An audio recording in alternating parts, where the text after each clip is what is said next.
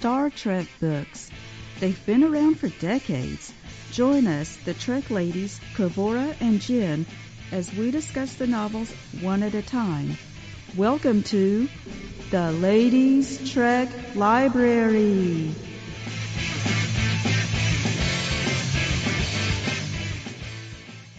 Okay, so we are back with Ladies Trek Library. I'm Kavura, and I'm here with Jen. Hello, Jen. Hey, Kavura. I'm happy to be back. All right, so this time our book is Corona by Greg Bear, and I'll read the description on the back of the book.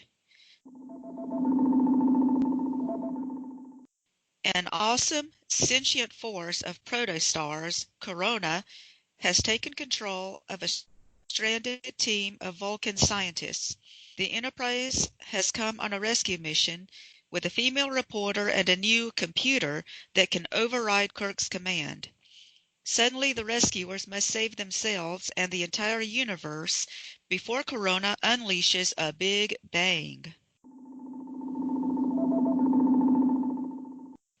So that's it. And this book, I was trying to check when it was written. Yeah, it was published in 1984. And we chose this book mostly for the name Corona. And I think the book is kind of making a comeback now because people are reading it just because the coronavirus is so huge right now. We're still under the quarantine. But the book really doesn't have to do with the coronavirus. Corona is actually a word in science that means it's something like the gaseous cloud around a sun. And that's where they got the name of the book. We'll just jump right in. So Jen, how did you feel about some of the characters in this book, like the new characters that were introduced in this book? Yeah, we had two new characters. We had a reporter, Rowena Mason, and then a guy who was sent, I guess, what you call him, a Starfleet, a Federation, trying to think of the word, kind of like a desk jockey, who's responsible for monitoring and reporting on these new computers that have been installed in the Enterprise.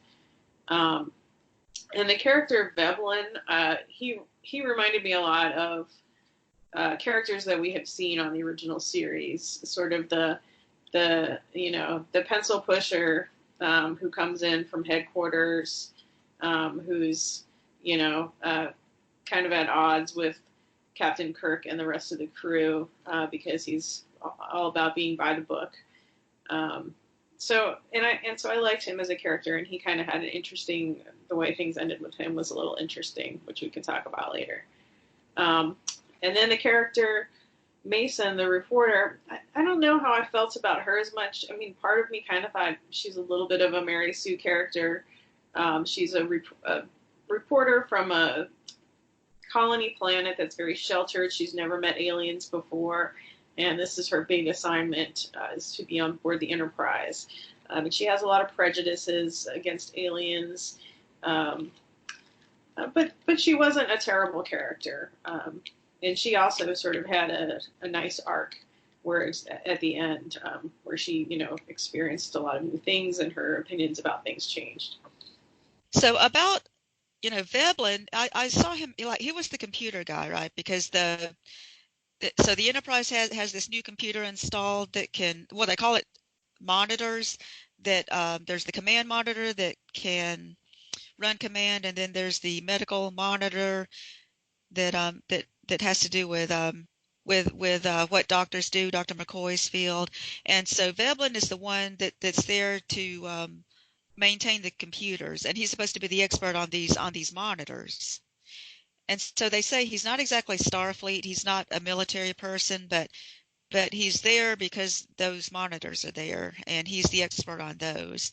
And I thought he was a good character. He seemed to be, of course he was very capable, but also he got along. I think he did his job, and he was willing to work with the people.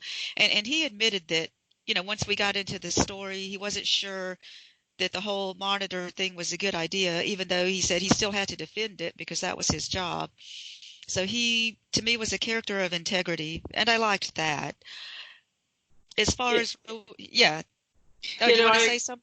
yeah, I just to say I agree. That's one thing that was nice about him. He wasn't exactly the stock character who comes in from the outside, who's, in the beginning he kind of seems that way, that he's going to defend these computers against Captain Kirk's actions. If the computers, the computers have this ability to override the captain or the doctor if they think that they're making a wrong decision. And so in the beginning he seems like he might be a foil for Captain Kirk, and that he's going to stick with whatever the computers say. And he does say that he has to do that for his job, but we do see that he is sympathetic to Captain Kirk and Dr. McCoy, and he doesn't necessarily agree that the monitors are always making the right command decisions. So he doesn't really end up being a foil.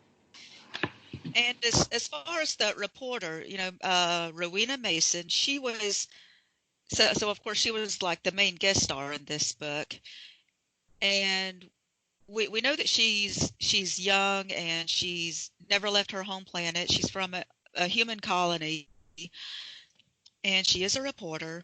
And I mean, yeah, she does come aboard with all of these prejudices because she's never seen any aliens before, and so she's sort of like standoffish with Spock because he's a Vulcan.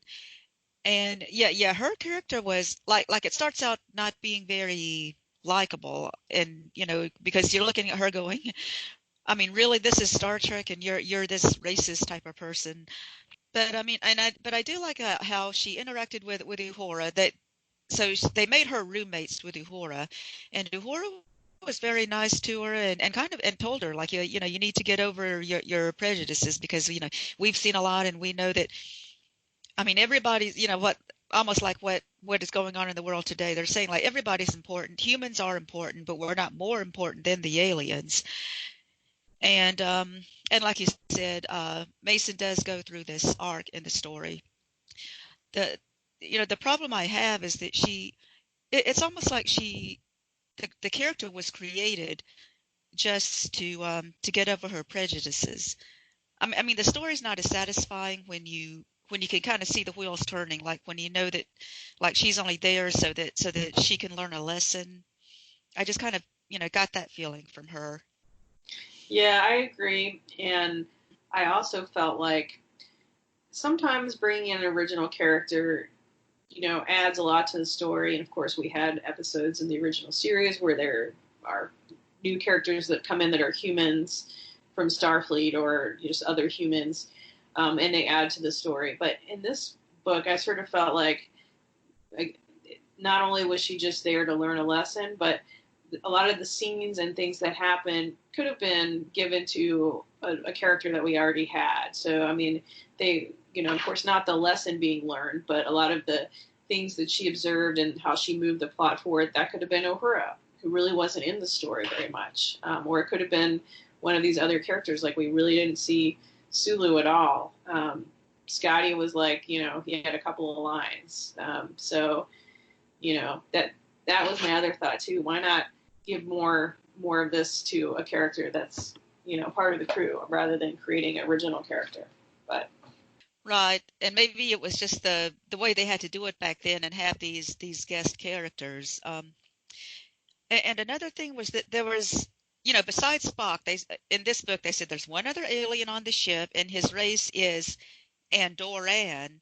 And I kind of wonder if the writer meant to say Andorian because he never really described what the person looked like. Did you get that?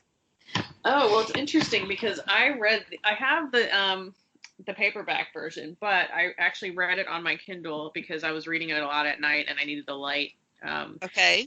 And so, but the Kindle version of this book is very.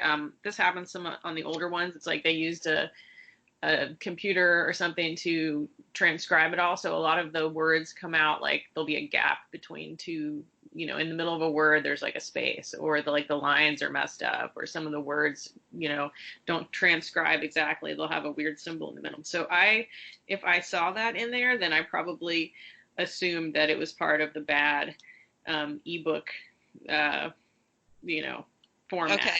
So I didn't notice it probably because I just saw it and was like, oh yeah, it's messed up like a lot of these other things in here. So Okay. Well, that's interesting. So if people read the ebook version, they'll kind of get a different sense of the story, I guess. So yeah, okay. and it's The actually, oh, I'll just say it too about the ebook.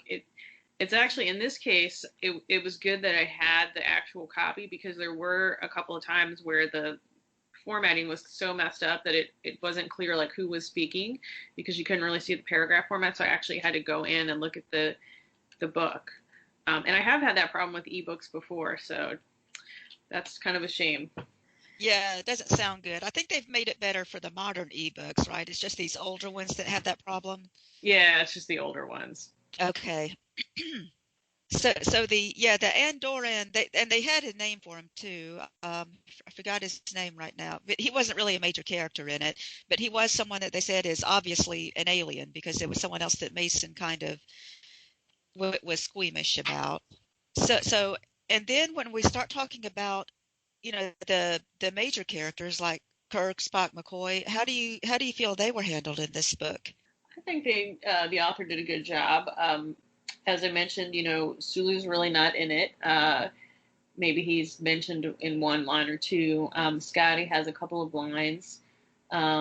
Most of the scenes are Kirk, Spock, McCoy, and then there's an arc with Chekhov, who gets the alien starts to control him. So it's not really even him as a character; it's him being controlled by the alien. But I mean, as far as how those characters were all handled, I thought well. I thought they all fit in character. I thought they were they were done pretty well. I mean, and like you said, some of the characters were hardly in this book, but the talks between Kirk and McCoy, like, so McCoy said, "Well, I'm not sure if we should really have Mason on the ship right now," but Kirk said, "Well, it's my orders. We have to keep her here." And I guess that is, in some ways, that is like Kirk, but I think he would have done something else if he really thought it was too dangerous for her. But yeah, that was okay. One thing I think is, so having the computers that could take over command, and of course that makes you think of the Ultimate Computer, the episode, right? And Yeah, so my point is just so it's almost like this writer, he didn't even mention the Ultimate Computer. It would have been nice if they had given some kind of homage to it, like, well, we've had a computer take over the ship before and it was a disaster, but we think it'll be different this time. If they had said something like that. But my point is, in the Ultimate Computer, Kirk, was afraid of losing command, and so they mentioned about Captain Dunzel, and that was just something. It made Kirk kind of lose his momentum, and kind of almost felt sorry for himself, like, which he never has. And that was a good examination in that episode of Kirk's character. So now in this book we have Kirk, he doesn't really feel threatened by this machine computer. He just feels more like, I mean, he is skeptical about it, but he doesn't seem as afraid that it might actually work. Did you get that, or do yeah, you feel a different way? I think so. I did feel partly like, oh well, Kirk seems to be taking this in stride. But then I thought a lot of the scenes where he was talking about his feelings about it were in front of Mason. And so, of course, he had to put on the front. She kept trying to get him to admit that he doesn't like the monitors and that she wants a good story out of it. And of course, he doesn't want a newspaper story, making him out to look like he doesn't want to follow regulations. So he's very careful about what he says to her. So that was part of it. But they didn't really ever give any scenes where you just get his feelings alone on it. It's kind of all just dialogue with him and the reporter Mason. So we don't really know how he felt, and we can only assume that this, obviously knowing his character, that he would not have liked that. But I also wonder, do you know when the book was set? Because I couldn't really tell from reading it, like what time period it was set in. Yeah, that was strange because I mean, well, it said that Kirk is 45, and there was an episode of the original series where Kirk was 35. So so I was thinking, yeah, it's 10 years after the original series, but they still want it to be before it's probably before Star Trek: The Motion Picture, even though the cover of the book has Kirk and Spock in the motion picture uniforms. But I think in that era they just wanted to use those uniforms for all the covers. So yeah, I mean, I think it's during the 5-year mission. But you're right, it doesn't really say. You just have to kind of infer that. Because that could affect how, if it took place, after the motion picture and later on, maybe Kirk's sort of has the attitude that he knows things are going to change with this, and he's not worried about these monitors. He figures it's just something temporary. We just don't know.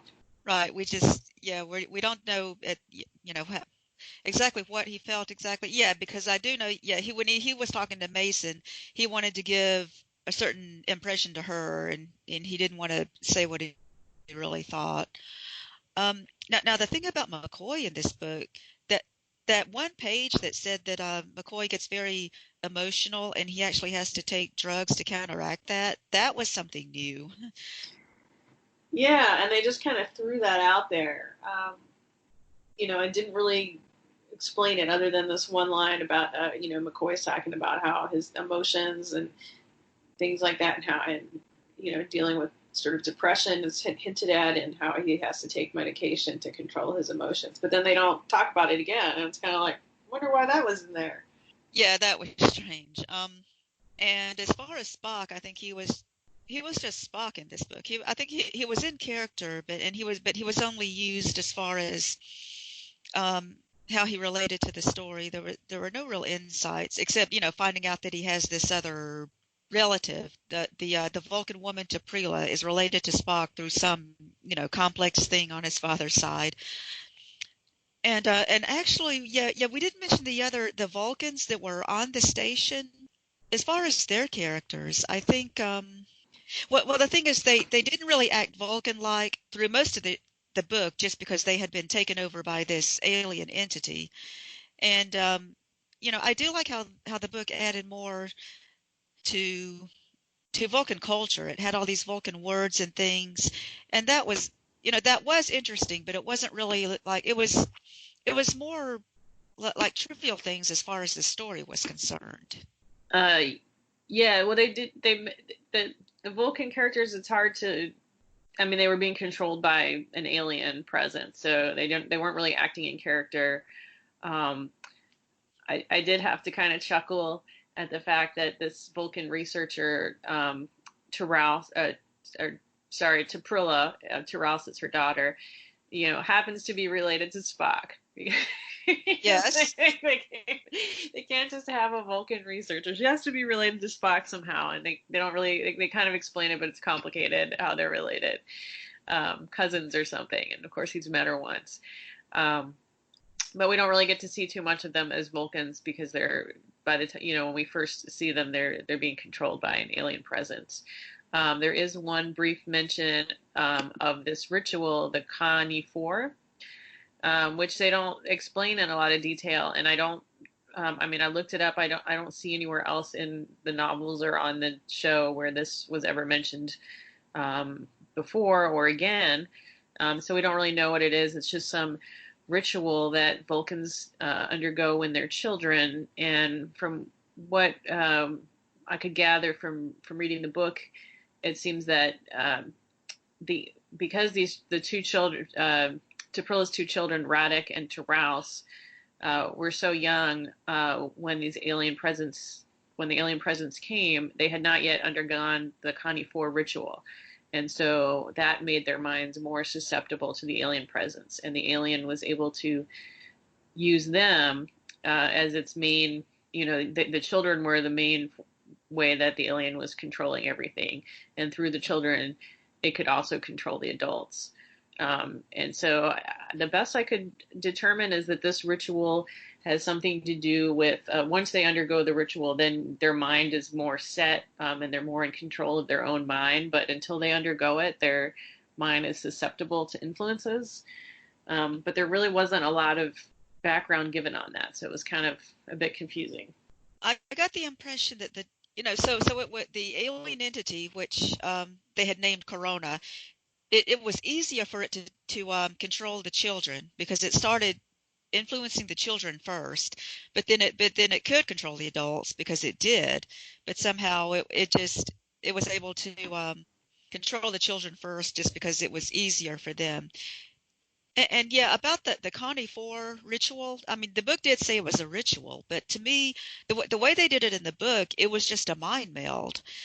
So so I assume that's the way it's always done, is that an adult mind melds with a child, and it must be whatever, because we don't know whatever they, told them or what images they gave them in the mind meld, but that must be the ritual part of it. That's the part that we don't know what exactly happens there.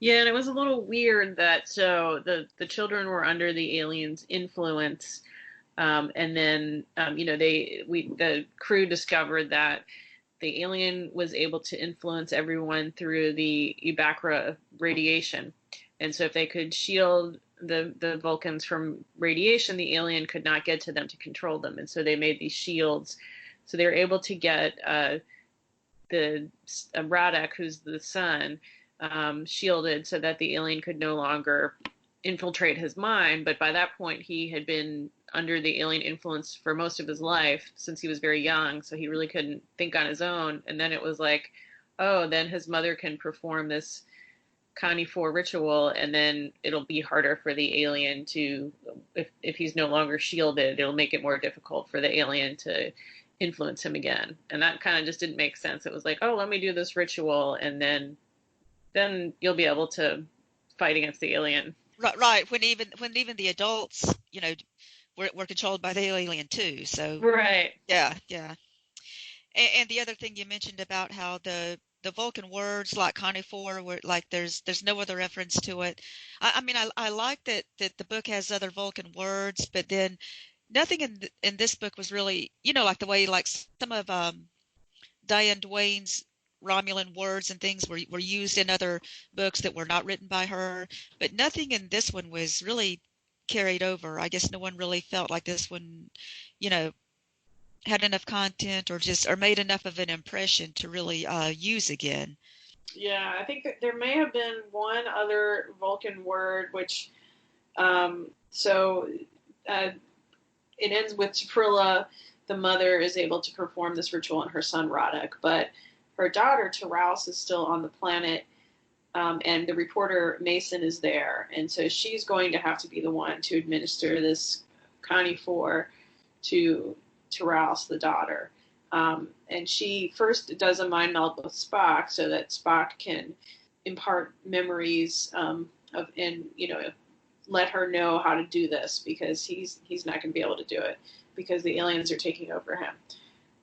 And so I think there's a scene where she's sort of processing the memories that Spock has transferred to her from the mind meld, and there's like maybe a Vulcan word, I think I remember, that she sees this word in her mind and wonders, what's that? But aside from that, really, it's, there's nothing about Vulcan culture or anything like that. As we mentioned, most of the book is the Vulcans are already under the influence of the alien when the Enterprise crew meets them, so they're not behaving very Vulcan-like. And that's how the crew is able to discover that something's wrong, because Spock immediately is able to tell, they're not behaving like normal Vulcans, and they're actually not even behaving like Vulcans with a mental illness or insane Vulcans. They're definitely something going on, and it's probably that they're being controlled by an alien. And but there is one thing I did like was the idea that T'Prila was almost a Vulcan dissident. How she used a different type of logic, which made the other Vulcans kind of I don't know. They chastised her. They didn't like her form of logic. I mean, that was an interesting idea, and I wish the book could have gotten more into that, but it couldn't because she, wasn't herself in this book. Yeah, they meant, and I agree, that would have been really interesting to delve into that. They mentioned, it was mentioned by Spock at the beginning when they're on their way to this planet that T'Prilla had kind of been exiled from Vulcan. Not exiled in the way that Sybok was, but sort of more made like a persona non grata, and that she, they really didn't accept her ideas about logic on Vulcan. But that since she had been living, in quote unquote exile, that things had changed on Vulcan, and that her theories were becoming more accepted. But they didn't ever explain what those theories were, and that would have been very interesting. And so, any other things about how they handled the Star Trek universe? So we've talked about the Vulcans and the ultimate computer. Any other thoughts on other things that it led that it added to Star Trek continuity or canon? Well, Not so canon. at the end of the book, we have this sort of what ends up happening is, and in spoiler alert, obviously, if you if we haven't given away enough spoilers already. But it's something that's kind of a typical ending for me in the original series, which is that the alien entity, we get to view some of its thoughts, and it really, it's from another universe, and it doesn't really view the Vulcans that it's controlling as a life form. It does view it as a life form, but not exactly as sentient. It just kind of doesn't really understand their thought process and doesn't really think that they're worthy of allowing them to live. It's just using them for its own means because it doesn't have matter, so it needs a body with matter to build this stuff for it. But because of the Vulcans' devotion to logic, this alien entity just views them as, oh, I don't really understand this. They're all about logic, they're sort of beneath me. And it's not until the alien comes into mental contact with Mason, the reporter, who's human, and she makes a plea to the entity to not destroy the universe because there are people and beings living in it, and she expresses some of her memories and feelings about life, and that the alien realizes, oh, you know what, these things that I've just been thinking of as tools to my own, to help me, they really are living beings. And they have emotions. And so it's kind of like the moral of the story is, pure logic doesn't win the day. It's not until the alien encounters a human who's able to convey emotion that the alien realizes, oh, these beings have emotion, that they must be worthy to live. And we've seen that before in Star Trek, the showing that it's humanity is what triumphs in the end over pure logic. And even Spock kind of makes a comment about that, saying, well, if the humans hadn't gotten involved and this alien had just been dealing with the Vulcans, like, the universe probably would have been destroyed because the Vulcans were adhering to their logic.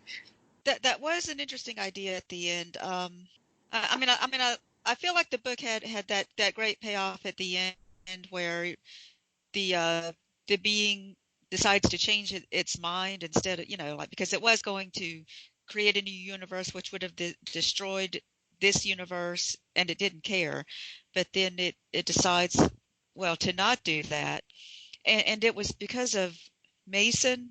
Really, it's because of the combining touching minds with Mason that it decided that maybe these living beings do have value. And I guess, and if we want to like get into the now our likes and dislikes about it, that was I didn't really like that it was the guest character that turned out to be the hero of the story. I mean, it kind of it was good for her because it was good for her story arc. This was how she learned to accept people, but it was kind of like, I mean, it's a Star Trek book. It should have been more like one of the main characters who was able to save the day in the end. Yeah, I agree. I felt the same way. Guest star is the hero who saves the day. I guess we've seen that on some episodes, but again, I just felt like there were crew members that really weren't part of the story, and it could have they could have been, rather than having this guest character.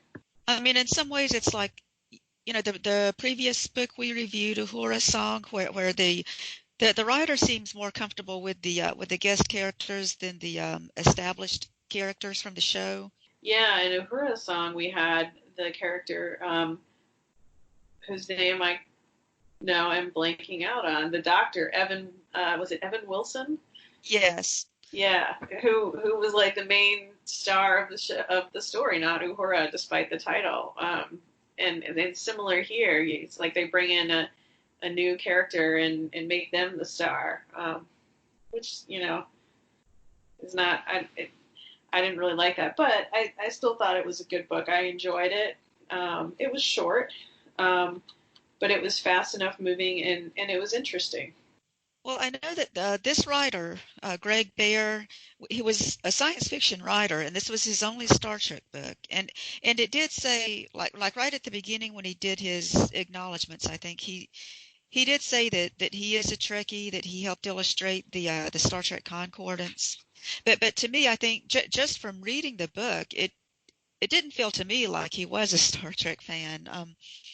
I mean, for one thing, like I mentioned, the Ultimate Computer. I mean, I wonder if he even saw that episode. He did mention the Horta, so we know he saw Devil in the Dark, but it just seemed like it just didn't. I don't know, it didn't ring to me as much of a Star Trek story. But even though it did get better at the end. The end was very Star Trek because it had the evil character who turned out to be not as evil, and it had the woman Mason who also learned something during the story. So it had those parts. Well, it And definitely did. Oh, go ahead. go ahead. I was going to say it definitely did not, and maybe it's just because we've come to expect this from certain writers. But if you read, for example, a Star Trek novel by Greg Cox, you're going to see so many ties into and Christopher L. Bennett and others. They do so many mentions of different episodes, and just like seems like every page they're like referencing another episode. But of course, those are some later novels, and this is earlier, and we just don't have that. I don't know that it necessarily detracts from it, but you're right, it doesn't tie in the way a lot of novels do. It's kind of, you could read it standalone, and Yeah, it's kind of yeah. Back then, I think they didn't all write the way they do now. Yeah, you're right. They do have more tie-ins now. So anyway, and the book was very heavy on science, which I wasn't into as much, but it was okay. I mean, the story worked well, but it was still I didn't like it as much as a lot of other books, even from that time period. yeah, it was heavy on science in some parts, although I've read some that are much heavier. Uh, that so this didn't seem too much, but there was a scene where the child Radek is demonstrating this thing that the alien entity is building, and of course at the time the Enterprise crew is not completely certain that they suspect the Vulcans are being controlled by an alien, but they don't know. And it's like this universe inside of a glass ball, and everyone who looks at it sees something different. And that was kind of confusing reading it because they're like describing a lot of the science stuff, and I'm reading it like, well, I don't really understand this. Okay. but that's how it kind of always is for me when stuff gets really. I know some people really like that, but for me, when it gets like too heavy on the science and all these it's kind of just like techno babble, So It does get that way because in Star Trek, Star Trek is, even though it's science fiction, we like it more for the characters. I mean, usually that's the stories have to be mainly about the characters. And I mean, this was to some extent, but it was still more about Mason than anyone else. yeah, I mean, I agree with all that. But I enjoyed it. I thought it was well written, and it's a short, quick read. I was interested in the storyline from the We didn't mention the prologue. So the prologue actually starts out, I guess, 10 or 15 years before the main storyline, and it's the Vulcans, T'Prilla and her husband Greg, on the planet, and they realize that something bad, and they don't, it doesn't hint as to what's happening, only that they're afraid of their own children, and that Greg has told T'Prilla that he sent a message out for help, but because they cannot send subspace messages, it's going to take 10 years for the message for help to reach anyone. And so, and of course, then 10 or 15 years later, when the message is finally received, is when when the Enterprise crew heads out. So that was, I thought that was an interesting little prologue, although it was very brief. They kind of hint as to something's wrong with the children and we don't know what. Kind of in the way that sometimes you would see episodes, not so much on the original series, but on some of the other series where they might show a little scene and then you have the credits and then the opening credits and then it jumps forward to something else. Yeah, I think that was good writing. I like what, the books can do something different like that. Have a scene that happened 10 years ago, and because it relates to what's going to happen in the rest of the story. So, any other overall thoughts? No, I just, like I said, I did enjoy it despite its flaws. And if you have the paperback version, it's only 192 pages, so it's a quick read. And it's an interesting little story. I had been eyeing it for a while because I knew that there were Vulcans as the main character, and I'm interested in Vulcan stories. But in this case, we don't really get too much about the Vulcans. So if someone's interested in that, you're not really going to see that too much in the story. But otherwise, I mean, maybe I'd give it 3 out of 5 stars. Okay, for me, I kind of the story was okay. I think that it's probably recommended for people who like more science, and as you said, probably not as much for people who like Vulcans because it had Vulcans, but they were just they were always under mind influenced by an outside force. So and the book does add some things to the Vulcan culture, but not that enough. It's not juicy enough, for the Vulcans. And the book was short. And the thing is, how we talked about there could have been more character moments. They could have had more scenes with people talking, just having the more of the interaction like we have in the more modern day books. And they could have, added it to this book and it wouldn't have been too long. It would have been more like a regular length book. But overall, I think the book it was okay, but it's just to me, not really one of my favorites. But it does have a good story, and I think if you stick with it to the end, I mean, the ending kind of is better than the rest of the story. You just have to get through it to get to that ending. So I guess that's it then. Yeah, I guess we can say this one was, well, I don't think we totally disagreed. Neither of us loved it, and this is one where I guess if you're determined to read all Star Trek books, this is definitely an okay one and not the worst, but probably I would not put it at the top of my list, if you're just trying to read some of the better ones. Okay. Well, thanks for joining us, and we'll be back later with another book. Thanks for listening.